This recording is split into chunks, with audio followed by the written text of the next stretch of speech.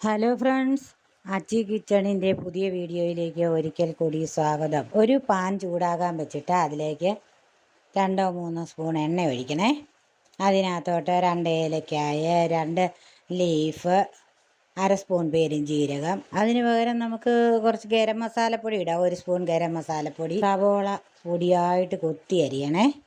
2 പച്ചമുളക്, 1 തക്കാളി ചെറുതാക്കി അരിഞ്ഞത്, 1 സ്പൂൺ ഇഞ്ചി വെളുത്തുള്ളിയും കൂടെ അരച്ചത്, ആവശ്യത്തിന് ഉപ്പ്,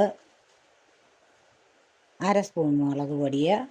നമുക്ക് എത്രയാണോ മുട്ട ആവശ്യമുള്ളത് അത്രയും ചേർത്ത് ഇളക്കി നല്ല പൊടിയായിട്ട് ഇറക്കി വയ്ക്കണം. അടിപൊളി സ്വാദിഷ്ടമായ ഒരു എഗ്ഗ് പൊടിമാസാണ്. എല്ലാവരും ഒന്ന് ട്രൈ ചെയ്ത് നോക്കിയിട്ട് ഫീഡ്ബാക്ക് അറിയിക്കണം. അടിപൊളി ടേസ്റ്റാണ്. കമൻറ്റിൽ അറിയിക്കണം.